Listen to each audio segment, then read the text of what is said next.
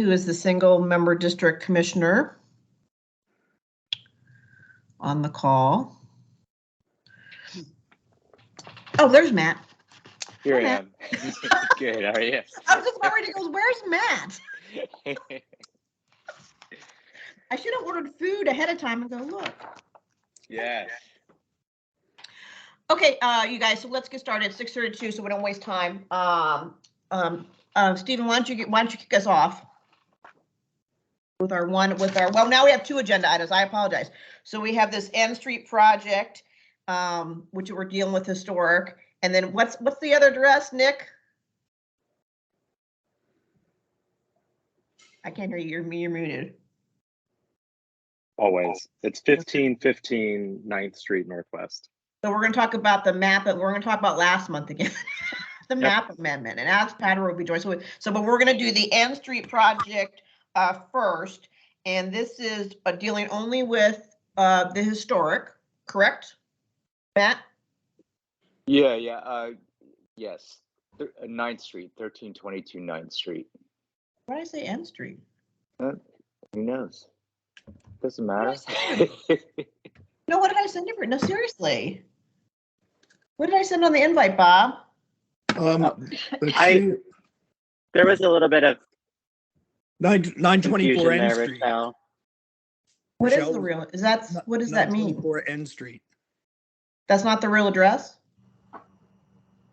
No, it's 1322 9th Street Northwest. Okay, so it's me. I was wondering how that building was going to fit on that lot.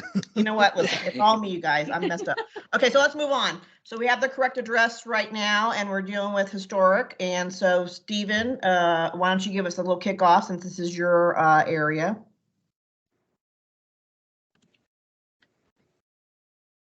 We can't hear you, Stephen. Yeah. Can you hear me now? Yes. So, hi, everybody. So this is in SMD 2G04, Naylor Court specifically, and just excited to hear more about your plans and the Historic Preservation Review Board submission. Wonderful. Well, good evening, everyone. Thank you, first of all, for putting us on the agenda so quickly. I know it's been a very quick moving process, and we really do appreciate it. And we also appreciate your time in evaluating this project. I know that this is a service that you provide to the community, and it's much appreciated, especially, given that it's outside normal business hours. So we appreciate your participation and feedback, and I will just jump into it. I'm going to try to share my screen here. And I'm assuming that I have that ability, right? For those who don't know, my name is Caterina Ferreira. I am the architect on the project, and Architectural is my architecture firm.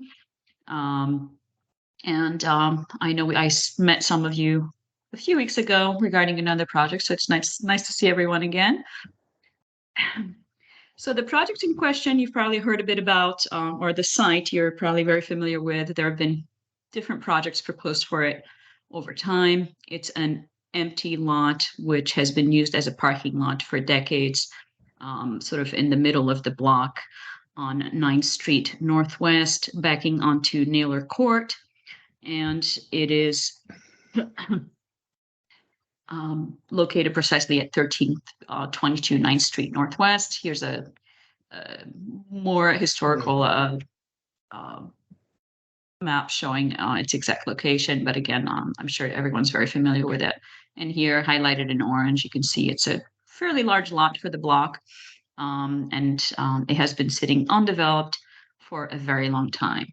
The property is currently under contract, and it's in a study period officially, which is why we're moving so quickly through this process. It's also why the drawings that you received don't have a lot of information regarding the interior of the building, because that will really be the next phase of development with the project. We're focusing right now on developing sufficient information to present to the Historic Preservation Review Board and to the community, including yourself, so that we can start discussions and really get the project moving.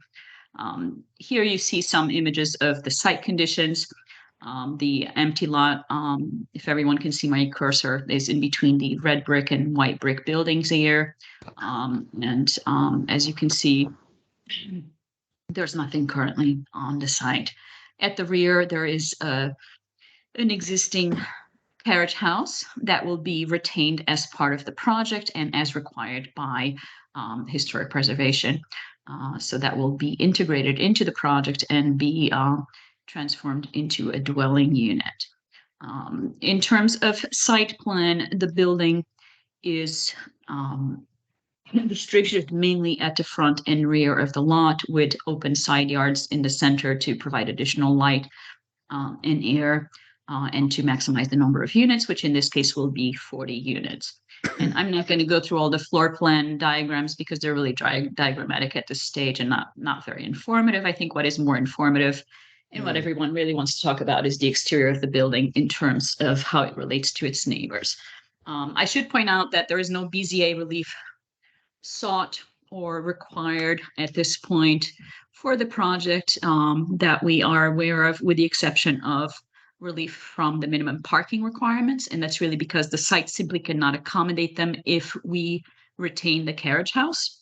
So it's sort of a requirement that the carriage house be maintained. Therefore, we cannot accommodate all the parking needed for the building. We are short 2 spots.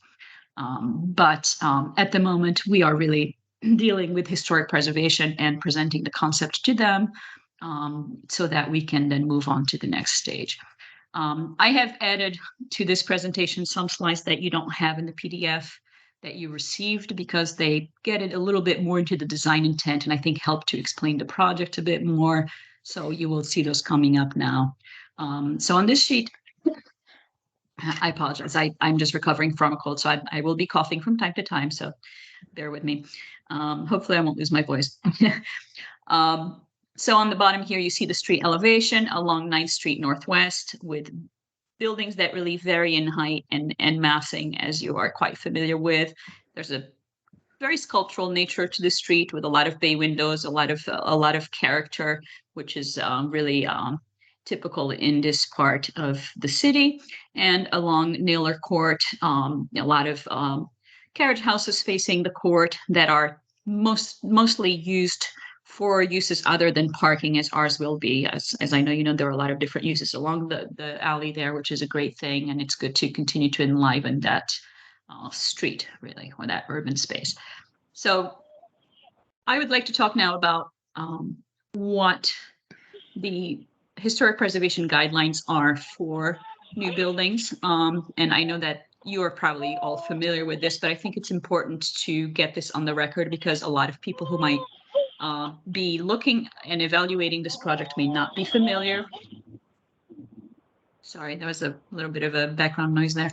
So I'm just going to go through them briefly, but just so that it's fresh on everyone's mind, the recommendations for compatibility for a new building in a historic building in a historic district are based on this set of criteria: setback, orientation, scale, proportion, rhythm, massing, height, materials, color, roof shape, details and ornamentation, landscape features. And these, as I'm sure is obvious to everyone, do not refer to style or to specific materials or colors or anything of that sort. A lot of times discussions with community do tend to hover on those topics. So I just want to bring us back to what is actually evaluated by historic preservation, even though we do care about what people's thoughts and feelings are about what's being proposed overall. Our focus is in meeting this criteria. And then the other point that is very explicit in historic preservation guidelines is that compatibility does not mean duplicating existing buildings. And actually, they recommend the opposite. And as you can see here, this is straight from their text. A new building should be seen as a product of its own time. And they actually consider reproducing a historic building or copying exactly a style from the past to be a falsehood. And I'm not going to read the entire thing, but these are things that I often bring up, but I think people sometimes forget about. So I just want to point out that this is not just coming from me, it's actually coming from historic preservation guidelines. So diving into that a little bit. How is this building actually achieving compatibility or attempting to achieve compatibility, given that it is a new building surrounded by historic fabric? It's not an easy thing to achieve. And my proposal is really the first stab at trying to do that. And I think, it is getting there, and I will explain why and, where the appearance of the building comes from. Our lot is approximately twice the width of adjoining lots, which makes it at the onset an anomaly to begin with. So the scale of the building, of course, is going to be larger than adjoining buildings for that reason. Of course, current zoning regulations also allow for larger buildings than what has been historically built in that area. And in our proposed building massing, we are showing the maximum square footage that could be built per the current zoning regulations, but we are not maxing out the building in terms of height and every other constraint, just to put that out there. We're not going for the maximum here. Even though we could go up to 50 feet in terms of building height, and let me zoom in a little bit, oops.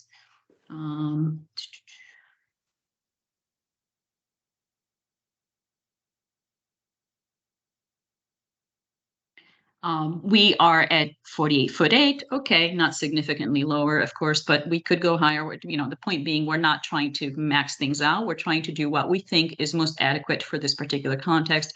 In terms of the height, effort was put into trying to align the floors as closely as possible to the adjoining buildings, even though they do not align between themselves. So that's part of what drives the overall building height. And of course, the necessity to have a certain ceiling height inside the dwelling units, and the desire to have that be as advantageous as possible. So it's sort of a compromise between all of those constraints. In terms of massing, we have divided the building, or the facade, into two parts conceptually, and you can see the center line here represents that division point. That division occurs mainly at the lower level, where we are treating the southern part of the ground floor in a similar way as the retail bay windows that march down the street along that side. And as you can see in the text I have inserted here, the proposed facade is intended to bridge between two different halves of the block: ground level storefronts to the south, raised first floor warehouses to the north. So as you can see, it's obvious to everyone, there's a very different character between these buildings and the ones to the north. This building is trying to be the gray zone, where we bring some of the elements of the buildings to the north in, and also some of the elements of the buildings to the south in. And in that way, we believe we are achieving compatibility in terms of massing and scale and character. We are also doing that with materials. This section of the building that I identified as being half of the width on the ground floor is also going to be brick, while the remaining of the building is going to be a different material. And that also helps to tie it to the scale of the block overall. The other mechanism being used to tie the scales together is the bay windows and massing. Those things go together. And rhythm. Actually, all of these elements pertain to rhythm as well. As you can see, there are marching bay windows heading north, most of them starting at the ground floor, and occasionally some that actually float, which is a bit of an anomaly, but it's a very playful block, and bay windows historically have always been an opportunity to add playfulness and even eccentricity to a building, and really help to break up the scale of the block and animate the street in historic districts. So that is something that we are very intentionally replicating here by making our bay windows not just straight up and down volumes, but elements that actually bring playfulness into the building as well, in a similar way as these do with their exuberant forms and their playfulness and sculptural nature, and even being raised up. There's quite a bit of effort that has been put into these historical bay windows to be special. And we are trying to do something like that here as well, but with a modern language. And here you can see a comparison between the elements that exist and that we're bringing into the building, such as the commercial storefronts. Comparison is not the right word, but how the juxtaposition of old and new, of how this is continuing really a language that already exists along that block. There are various bay windows. You can see ours is a very similar scale, height, proportion, and because of its transparency, we'll have a natural compatibility with those bay windows. And then there's another one at the north end of the block as well on the corner. With the bay windows, as you can see, this is just trying to illustrate how our bay windows are in fact similar in proportion and playfulness to what is already happening on the block. Again, the intent with the massing of the building is not to look different, not to look super sleek modern or like a spaceship. It's actually the opposite.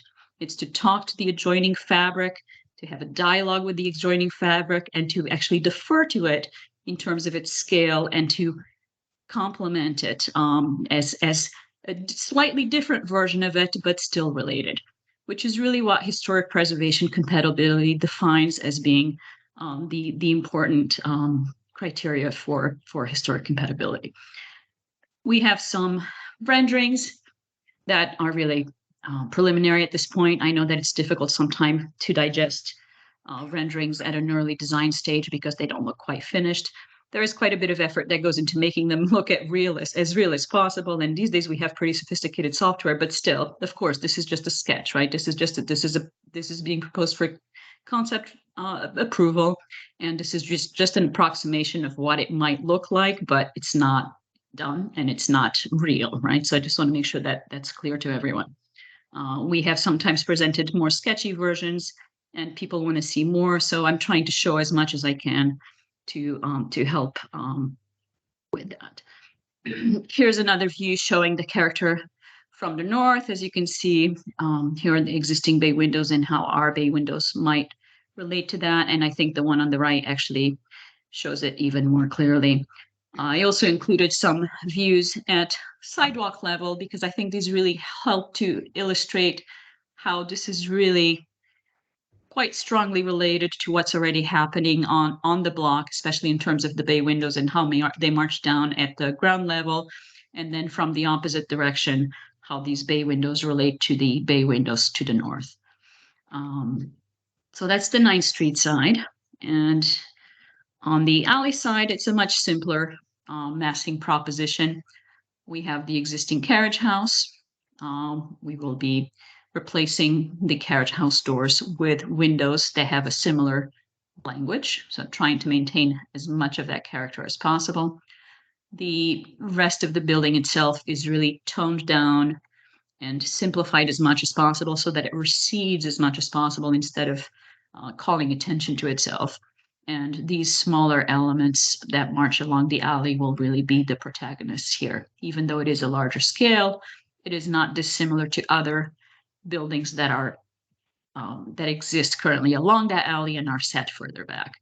And here's another view that shows how there are existing buildings, one of them under construction that I also designed at 1318, and then how this one would be similar to these other 2 buildings and this third on the other side of Blagden Alley.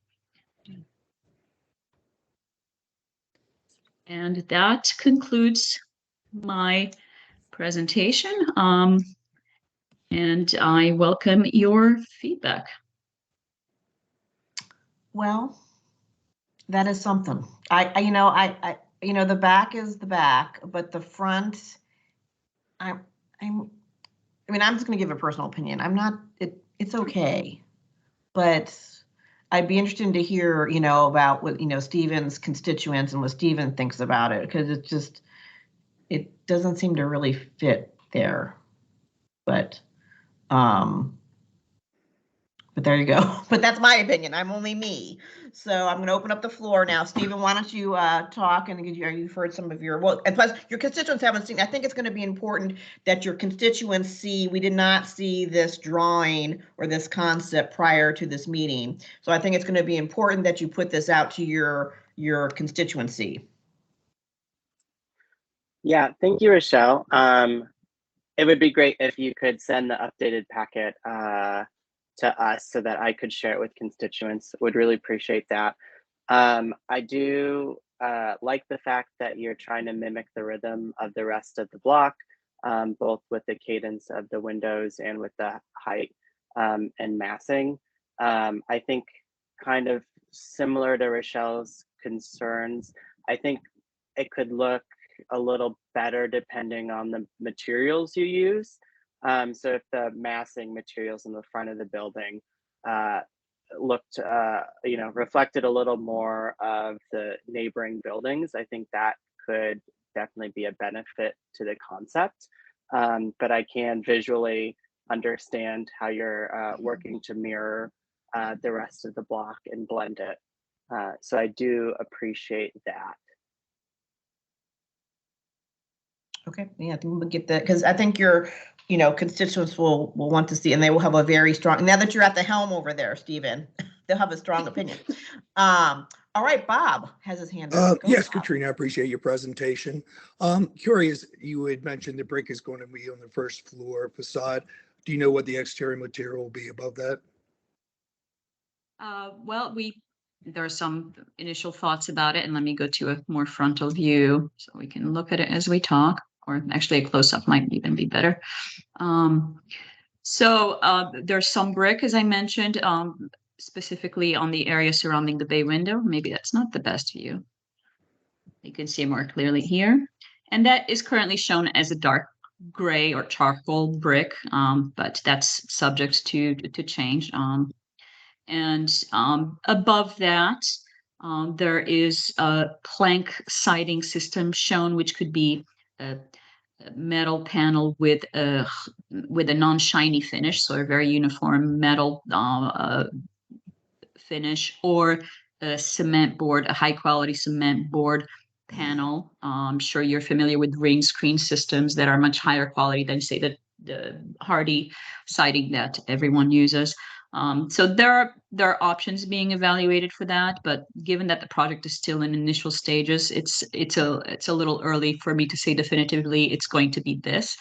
There's definitely an intent to use brick because there is brick in the surrounding context. It's a durable material. It's a material that makes sense at ground floor. It's a beautiful material. Everyone loves brick, right? So there will be some brick.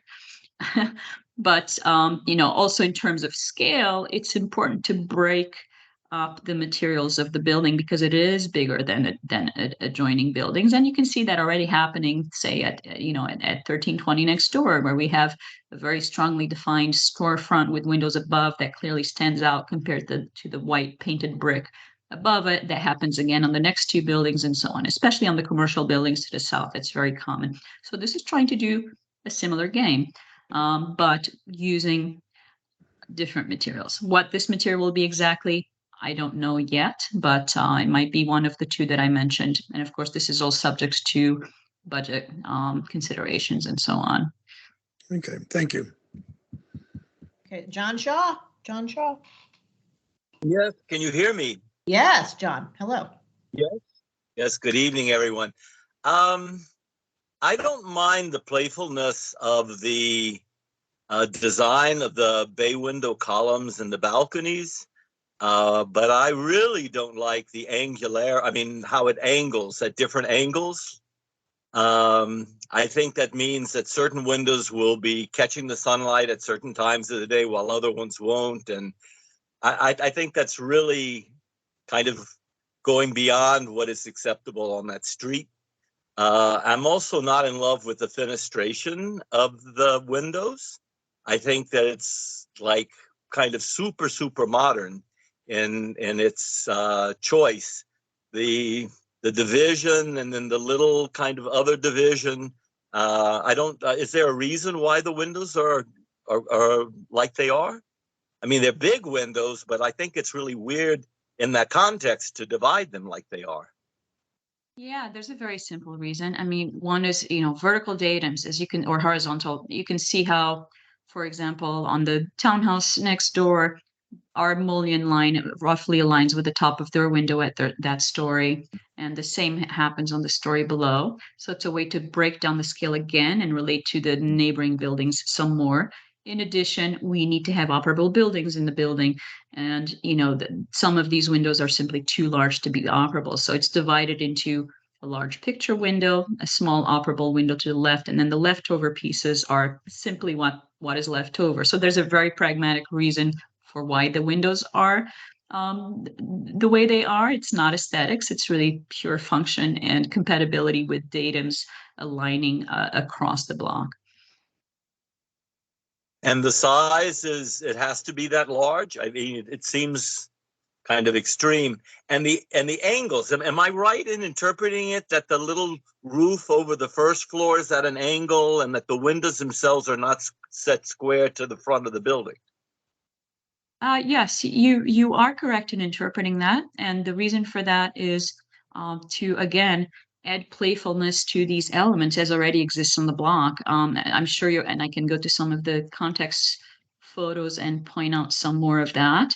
But there are elements in the block that are quite, well, maybe our 3D views show it better actually, quite playful and actually eccentric. For example, this angled bay window on the Madewell building at the end of the block that is at a 45 facing the street and has this very sculptural cornice above it and this projecting signage piece that is quite funky for that era. So what we're doing in terms of form is actually quite tame in comparison. It's just in a modern vocabulary, but there's a lot of playfulness in all of these bay windows, even the ones next door. As you can see, the tapering of the brick and the way it carves away at the corner to then come out again, that is very angular and very funky. It's done with brick, which is a traditional material. In contemporary architecture, form is manipulated at a different scale because we're dealing with more planar elements, not bricks that get stacked and manipulated. So, but again, it's trying to accomplish the same objective, which is to be playful, to be sculptural, and to animate the street, which is what these traditional bay windows are already doing. The other bay window that stood out to me as being very playful is the one at the building at the end, just at the entrance to Blagden Alley, which is this floating turret-like bay window that is very eccentric in its shape. And I don't have a good photo of it, but I'm sure you're familiar with it. So in my view as an architect, when I look objectively at the funkiness of this versus what exists, I don't see this as being an anomaly by any means. It just happens to be done in a modern language. So are the balconies really small? Or what are they at an angle? Or yeah, they follow the same geometry. They follow the same geometry as the bays. So are they kind of like Juliet balconies? No, they're 3 feet at the narrowest point and 4 feet deep at the deepest point, same as the bay windows. They have the same exact footprint in terms of plan view. So I have to be honest. I mean, I have this again, my opinion. So I have an angled balcony here, and it's the worst thing in the world because you can't get any furniture out there, or barely. Just yeah, these are too small for furniture. I would agree. It's more for standing on and for getting some fresh air. But it's they're might have just a small chair, but yeah, it's not a balcony where you would have permanent furniture. Yeah. I agree. Okay. All right. Alex Patter has his hand up. Alex Patter. Thank you, and thank you, Katarina. I think that your description of playfulness is very apt in terms of the design, and I think that you've done a very thoughtful job in trying to deal with a block that has a lot of variety in terms of architectural styles and elements and materials. So I congratulate you on coming up with something modern that still is respectful to the context. But as I've raised on some of your projects that you've come before the commission, materials are very important, and color is very important. So in terms of massing, I think that the massing is fine. I don't have the concerns that others have raised about angled windows and the fenestration. Again, I think that the board welcomes variety and modernity as long as the materials and the massing are right. But I think that I really would like to see a little more thought given to the actual materials that you're going to be choosing. which obviously would be a further elaboration of the design and a later stage of its development. Understood, but I think the proof of the pudding is going to be in when you get to that stage and you get to the materials, and we can get a better feel for what this is actually going to look like when it's finished and it's built. And I'm hoping that it actually will be built, because again, this the developer is still into the due diligence stage here. We've seen a number of projects come and go on this site, unfortunately, very lamentably. And we'd like to actually see one finished. I know that Rochelle always tells everybody that presents here, it's like, we want it done and we want it finished. So this has been a hole in the donut for a very long time, and it's long overdue to actually fill this missing tooth in the smile of this particular block. So again, congratulations on what you've done so far. I think that with some further consultation with HPO staff and some more thought about materials and color, the Ninth Street facade, we could have something that could potentially even be a project that could be nominated for a mayor's award for design and historic preservation. Oh, wow, thank you. I couldn't agree with you more in terms of it being a missing tooth, and really look forward to hopefully this project becoming a reality. And I really appreciate the kind words and your support. Okay, anyone else? Bob, did you have another question? Lisa says, oh, she likes it. Okay. I'm Bob? sorry, no, I don't. No. Okay, so Lisa.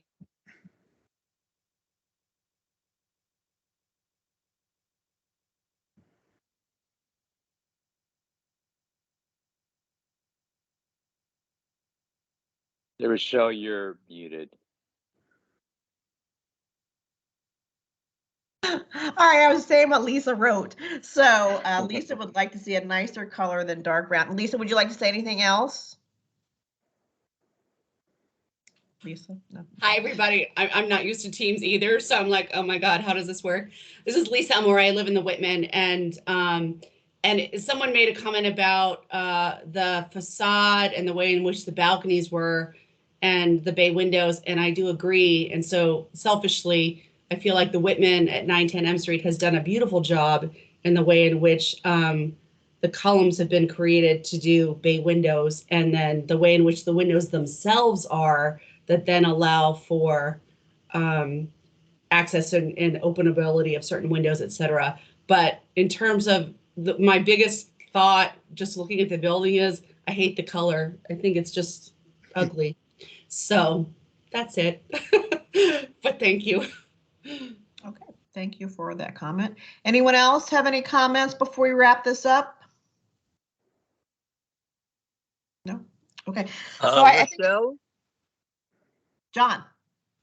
Yes, do we communicate our comments, the ones that have been taken so far, to the Historic Preservation Board? So the commission will. So what we do, we're going to talk about next Thursday at our meeting, right? Okay. And then whatever the commission votes.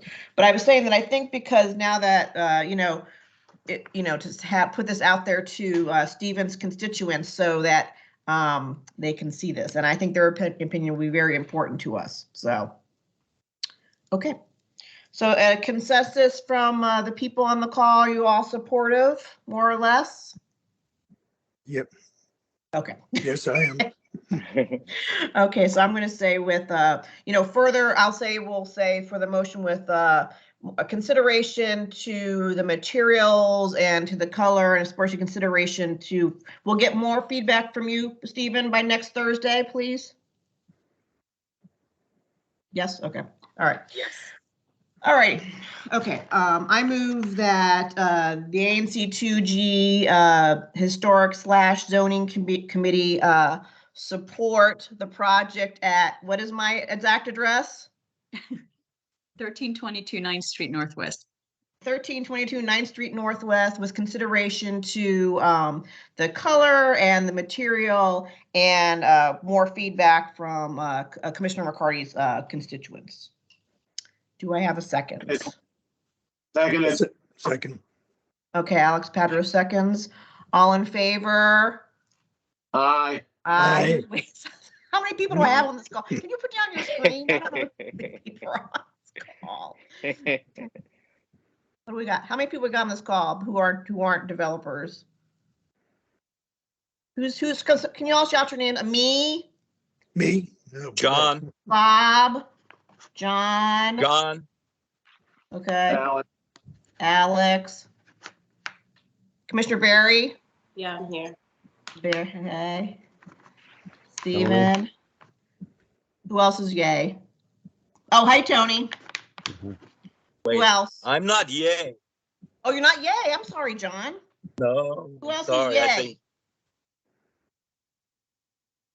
Can I do a I'm- yay, Rochelle? I'm in the Who's yay? neighborhood. Who's talking to me? Oh, Matt. Okay. Of course, Matt. I'm a constituent. Yay. Yeah. Yay. Okay. Is that all my yays? Who's a nay? I'm a yay. Who's a nay? I'm a nay. I think it Okay. needs more work. Okay. So Okay. Any abstentions? No? Okay. Okay. Okay, the motion passes. All right, there we go. Okay, great. We'll see you on Thursday. Thank you, everyone. Okay. bye. Thank you, Rochelle. Bye. Thank you, Alex. Bye. Okay, bye, Matt. All righty. So next we got on the, we're gonna bet what we talked about last month, the map. Rochelle was just going to suggest that we make sure that we get the revised PowerPoint to be able to share with the community. Yes, they're gonna send it to Stephen. Okay, great. Yep. Okay, we have Nick, so we're gonna talk about this. We're talking about the map amendment and we're talking about historic, Nick.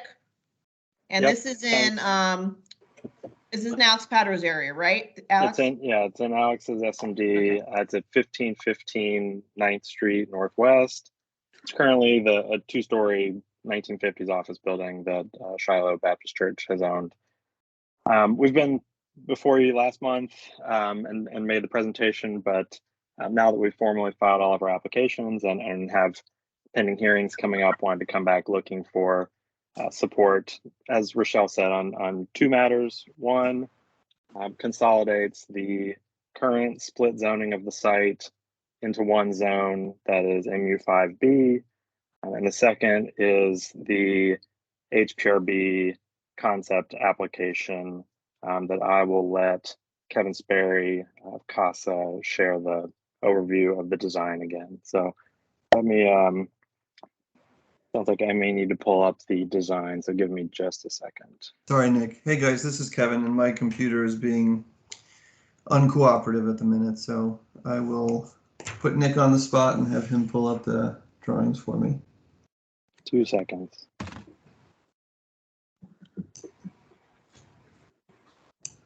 Thanks everyone for having us back. Great to have you guys back.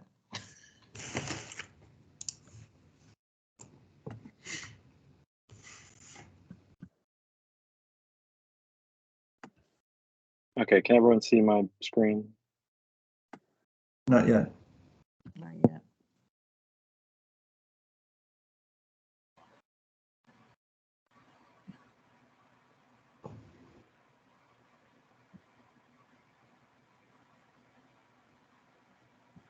There we There go. we go. Okay.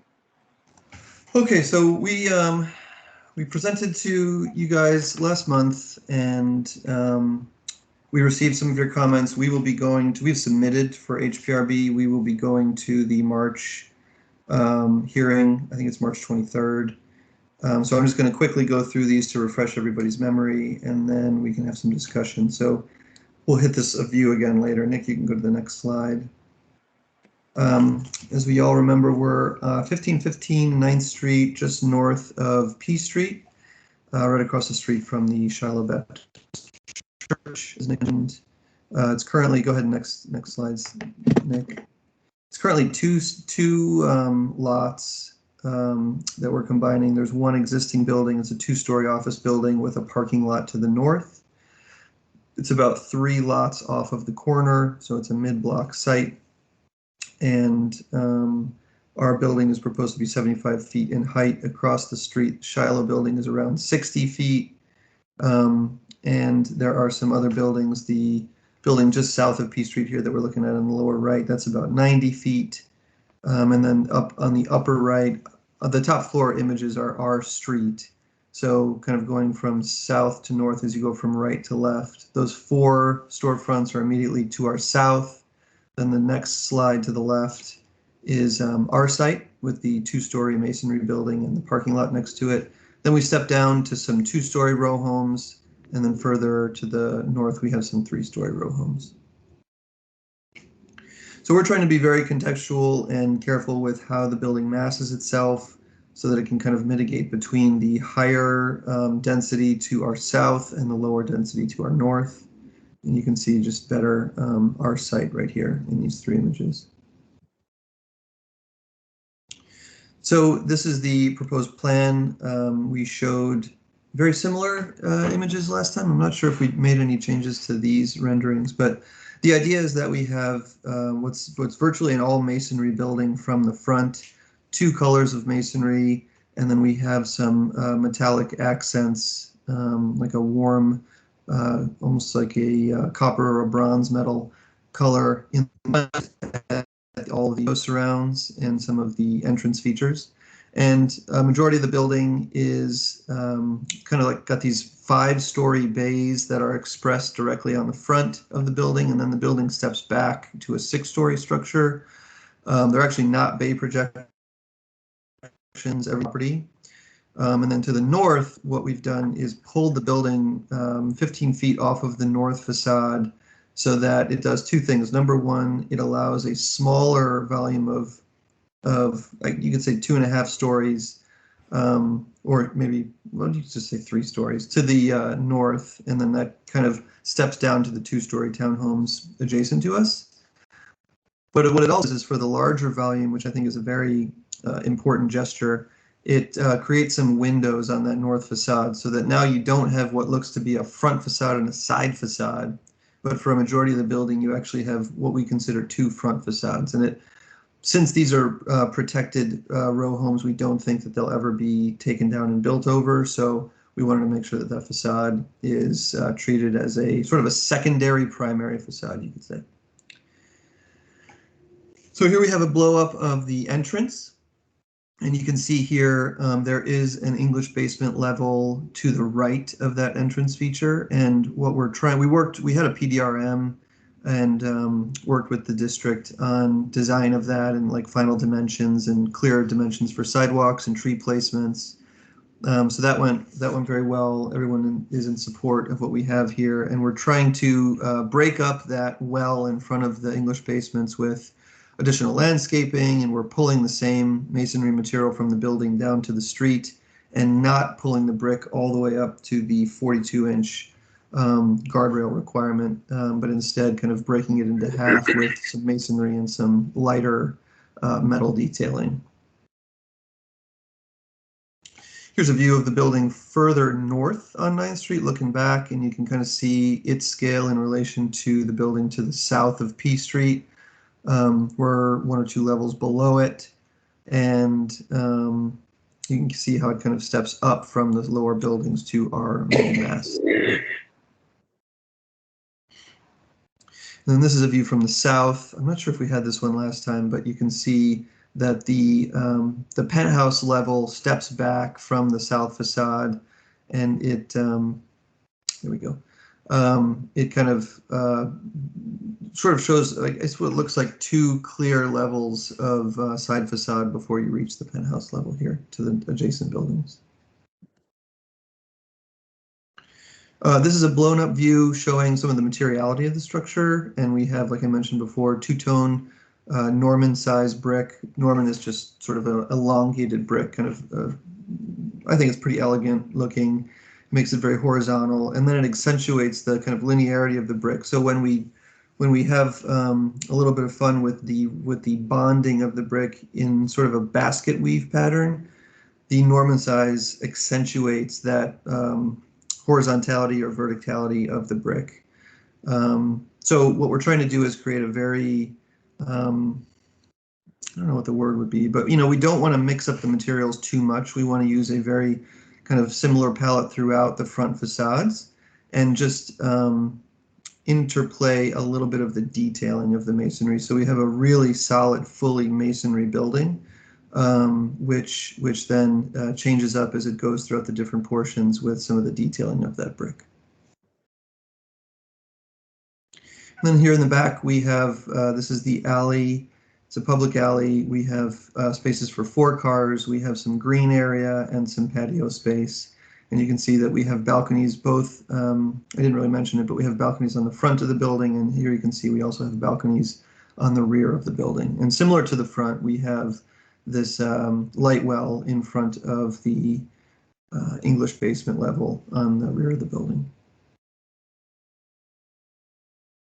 Here are some conceptual plans showing the location of vertical circulation. The yellow, it just shows kind of general residential space within the buildings. You can see the cores, and then you can see where some of the public spaces exist on the basement level and the ground floor. And then 2 more slides here, the elevations, where on the left is the front elevation, and you can kind of really start to see the basket weaving that I was mentioning of the masonry detailing. And then, of course, how the building steps down as it gets to the north. The south elevation, the big white box, is the adjacent building right next to us. And you can see how there's the penthouse level kind of steps back and there's a rail in front of it. And then the left drawing is the east elevation, which is the alley side. And the windows get marginally smaller in the rear, but some of the same sort of rhythm of the front facade continues on the rear with different coloration of the material. And we've brought in a good amount of masonry along the bottom and the northern portion of the building as well, even to the rear. And then on the right side here, we have the north elevation. And again, you can see the 2-story volume of the structure adjacent to us on the lower right portion of that slide. And that's probably, yeah, then we just have some neighborhood shots and adjacent buildings. So we've gone through all of this. I think we can open the floor for discussion and questions. Thank you. Okay, thank you. So Alex Pedro, I'm a little confused.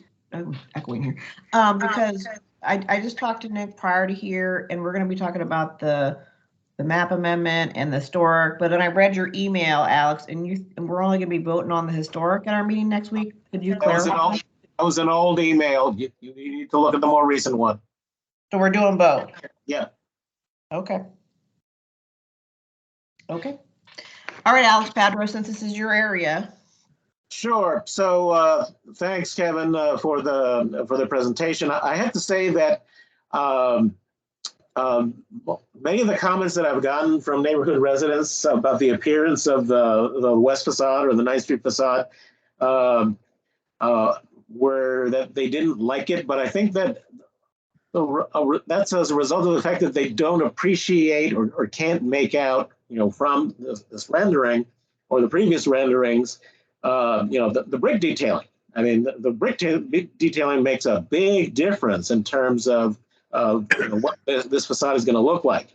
Because I also was of the impression that it seemed very plainer and very, blah. And then all of a sudden you've got this rendering here that all of a sudden you've much better communicated the fact that you actually, don't have, smooth surfaces here, but you've actually got quite a bit of context. So I think you were doing yourself a disservice with some of the earlier renderings.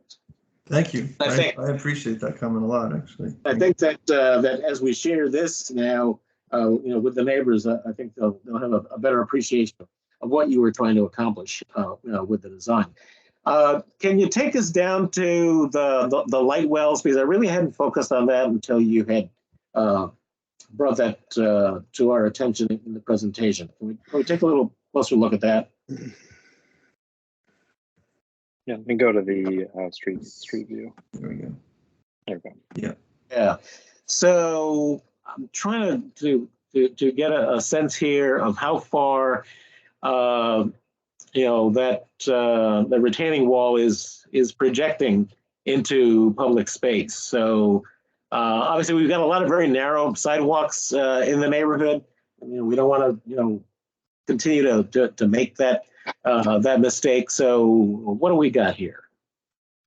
Yeah, Kevin, I'll speak to that for just a second. So, Right. Alex, we had a great meeting with DDOT on that exact interplay between facade of building, areaway depth, sidewalk, and tree box. And there was actually a lot of conversation about should the sidewalk in front of this building be a more narrow kind of residential feel, similar to the sidewalks that are to the north of it, or should it be a little more generous, similar to what you see further as you go south on 9th Street? And there was a little bit of there's really good debate actually between the planners on the call about that, and how perhaps this was the link between those two. And so the airway projections are at 3 feet from the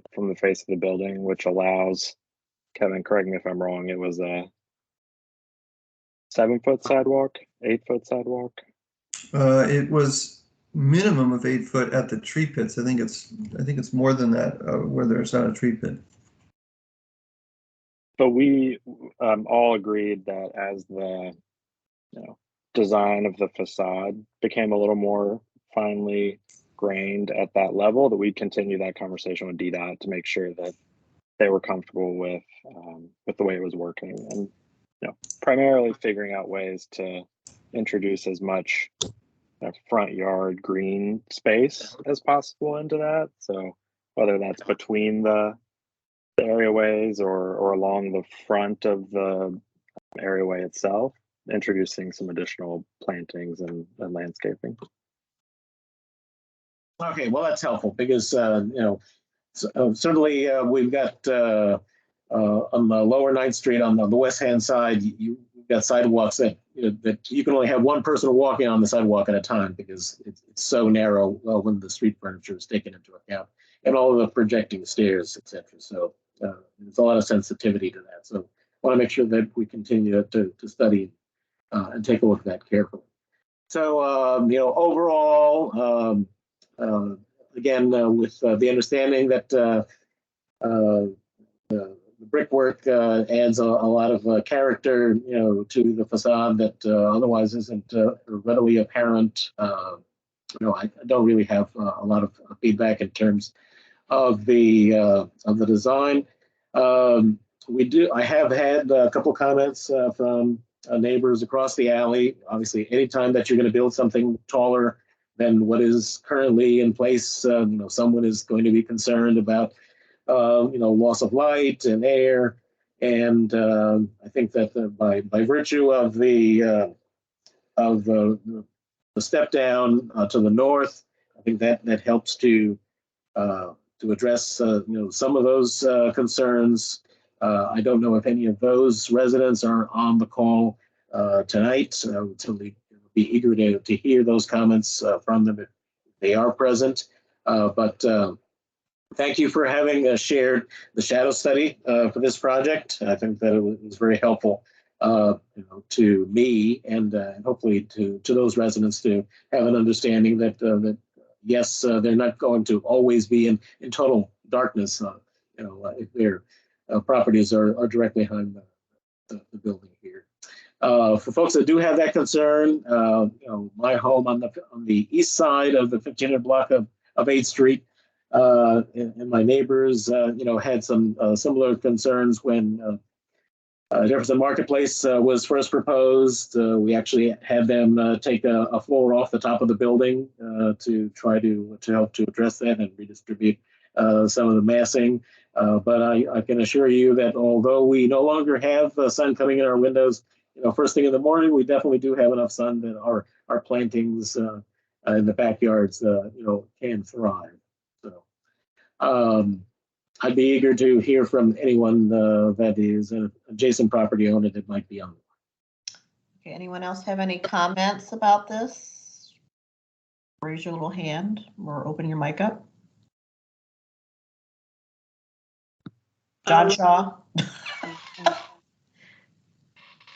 We have to unmute yourself, John. No, I'm grateful for less playfulness, actually. I think it's a very noble looking building. Thanks. Thanks, John. All right, Commissioner Barry. Hi, I have a question. I was wondering what hearing is taking place on March 23rd for this building? Yeah, so the Historic Preservation Review Board. Okay. And you're trying to get the zoning changed? Is that what the question is, right? Yeah, so the map amendment is a parallel process to the historic review. Okay. And that'll go through the zoning commission. Could you tell me what that is again?